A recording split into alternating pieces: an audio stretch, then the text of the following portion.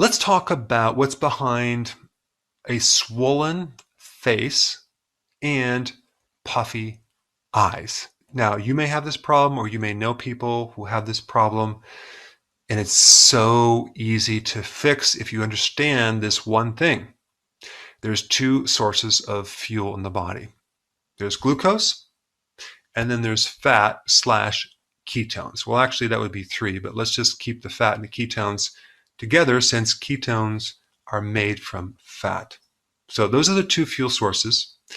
And you store glucose as glycogen. So glycogen is the main storage of glucose. And you store fat as adipose tissue. Storing glucose as glycogen is extremely limited. Okay, you only store a very small amount of it.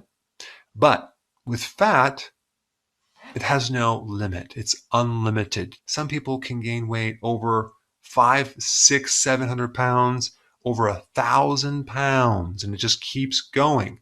There's no limit to the amount of fat that you can store. But with glycogen, it's very, very limited to around, I would say, 1,700 calories. Now the question is, why is it so limited? Well, it's because of this one thing. It's extremely hydrated.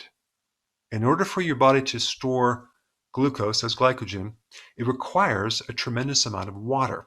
It will store a little more than 3 times its weight in fluid. So we're dealing with something that's extremely waterlogged. And there's just not enough space to store that much hydrated, waterlogged material. So the way the body will handle that is that it'll take the excess glucose that comes from the diet and very efficiently converts it over to fat. So if you're consuming excess glucose in the diet, you're going to have more fat and you're going to have a lot more fluid. And it shows up in the face as a swollen face and especially around the eyes as puffy eyes. In fact, I had this problem in some of the earlier videos I did when I wasn't doing intermittent fasting or the ketogenic diet. But the good news is if you have the right information, it's very easy to fix. All you have to do is eliminate the excess amount of glucose in the diet. Now, this is where the confusion comes in. What is considered excess and what is considered normal? If you take a look at the amount of glucose that normally should be in your blood when you test your blood and measure your blood glucose, and it says 80 milligrams per deciliter, that's normal. That means you only have one tiny little teaspoon in the entire amount of blood in your body. So it's not very much. Our bodies are only designed to have a very tiny amount of sugar. And that sugar can be easily created from non-carbohydrate sources. You do not need to consume sugar to keep your blood sugars at 80.